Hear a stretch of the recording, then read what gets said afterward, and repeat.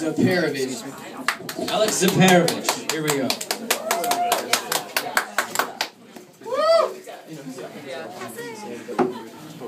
I'm gonna go sit.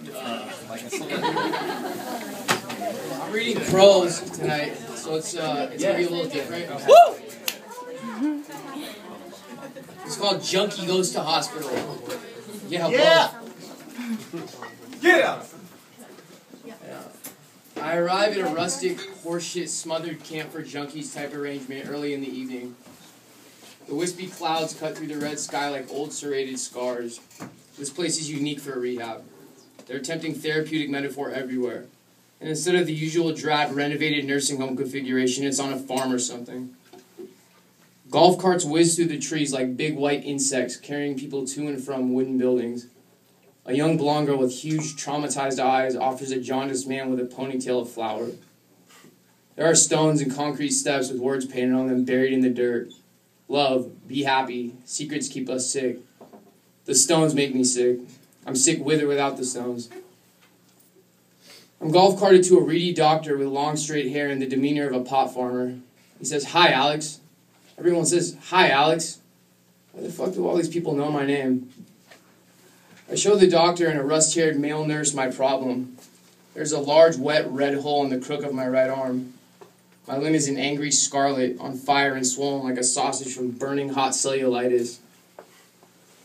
When the abscess touches the fuzzy inside of my shirt sleeve, the bloody interior of the wound sticks to the sleeve and then arbitrarily rips free every few minutes, generating a deep stinging sensation equivalent to boiling water dripping onto my skin. This pain is manageable and I'm basically used to it. I can taste the pain that's coming though, like the first moment you realize you're choking. I was always staring into the gaping pit, my infected necrotic flesh, looking for something. I might find my soul in there, I silently told myself. On the way here, my escort and I were refueling at a rest stop in rural Florida, and I was sitting under a violent sun, chain smoking and peering into the ruination of my arm like I might find the answer if I stared hard and long enough. I smoked and I sat on the curb in the heat, and I was trying to will myself into the abyss of my skin. It looked like the perfect place to descend into me, to finally understand something about why I am the way I am. The escort walked up from behind me and startled me in my reverie, saying, I felt bad for the man with no shoes until I met the man with no legs. The moment he finished speaking, a man walked by with half his arm missing, the sun reflecting wildly off his little stump. The rehab people suspect I have MRSA, an antibiotic-resistant infection, and they decide to send me to the hospital immediately. A kid in his 20s with a massive, completely unkempt beard wearing cheap aviators is going to transport me to the village's hospital in the nearest town. He is James, and he tells me that the hospital is surprisingly nice considering its remote location. The hospital serves a massive community of retirees, the largest in the country. They are essentially its only patrons. They don't deal with heroin addicts here very often. I will be a sick novelty. I'm correct when I assume the doctors and nurses and old people will be disgusted and amused with me.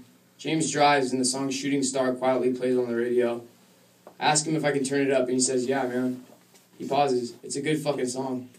In some impossible way, James is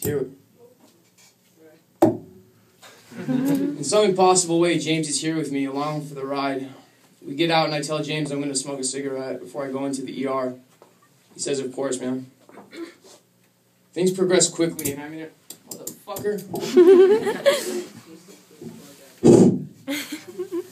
Things progress quickly, and I'm in a room with a buzzing white halogen light on the ceiling. There is no hiding here.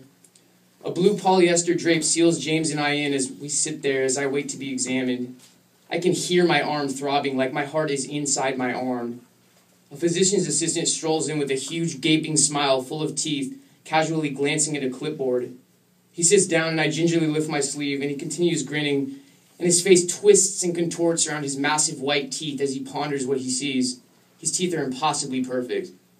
He prods the hole with a latex-covered finger and in a cavalier tone asks how this happened. And I tell him this happened with a fucking needle, and he knowingly nods, still beaming with all his ultra-white teeth. He declares that he will need to remove the pus from the interior of the abscess. He looks like a shark. I ask for something for pain, and he shits on me with lead silence. I threaten James with my eyes because I know that James is from a rehab and will somehow try to stop the flow of narcotics. Fuck James. He He continues his terrifying smiling as he produces a tiny, glinting spoon from some drawer somewhere. To breathe is to expand kilotons of weight with my shitty lungs.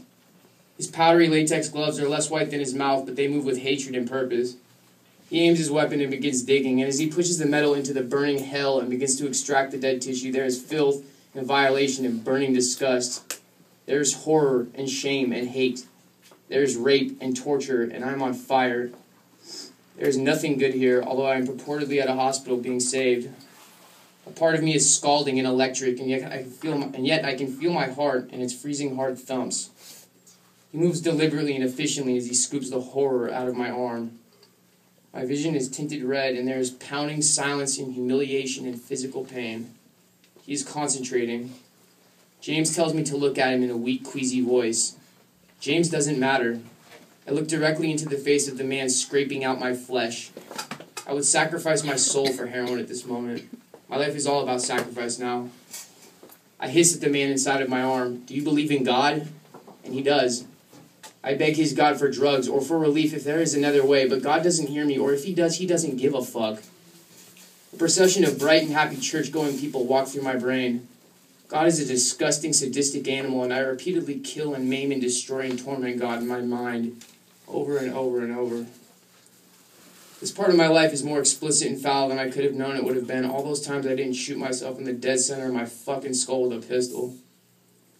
The excavation is over, and I feel my inflated arm separate from the metal. The instrument is covered in the gory tissue of rampant infection. My brain attempts to process, but is unable. The smiling shark lays it down, and I am shaking and wheezing as he turns and leaves. I'm whimpering. A nurse comes into the room with a paper cup with one snow-white Percocet in it. I love this woman, and I would die for her and her Percocet. I know the pill well, but I ask anyway with honey bubbling up into my throat. I need this ritual to last. Her words are perfect, and they ring in my ears. This is a Percocet. I carefully accept the pill, and I place it into my mouth, and I make sure I can taste it before I swallow it. Then I devour it, and it is not enough. I could eat a universe of pills, any pills, all pills, and the ritual is over, and I'm fucked. Because it is just not enough. Not even fucking close. The beautiful Percocet nurse leaves and is immediately replaced by a skeletal woman gripping a cruel green plastic basket filled with needles. Her eyes boil at me with hate. I'm starting an IV line, she tells me, as if she is unhappy to do it as I am to have it done to me. There will be no more small talk. This woman is perceptibly irritated being in the same room as a junkie, and she lets it be known. As she gives me a preview of her quick, jerky movements setting up, I know this woman will inflict as much pain on me as she possibly can. I try to focus on the Percocet, but it's pointless. I'm acutely, violently aware that one Percocet couldn't even begin to do anything considering my ridiculous Herculean tolerance to opiates. I mumble helplessly at James as I watch her begin roughly grabbing at my arms. She looks at my arms and hands briefly and laughs. She's very amused.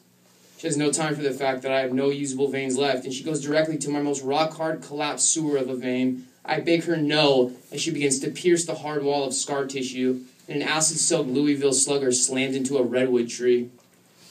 She inflicts punishment as she digs around impatiently. She can't get the IV started. She moves on. There is a new, larger needle, and she instantly connects with the bone in my hand. I wince, and she stares at my face and finally into my eyes and grinds the needle down into my hand and growls, "Aren't you used to this?" She demands complete obedience, and I acknowledge her dominance and control in order to free myself from her power. I lower my face. She sets the IV and disappears, leaving a shining metal pole. I realize I'm no longer a real person that deserves any modicum of respect.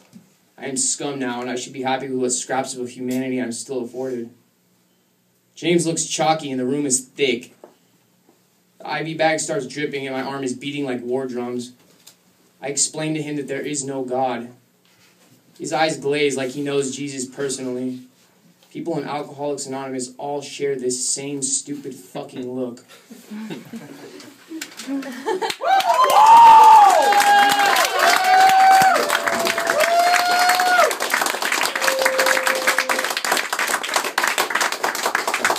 Yes! Ow!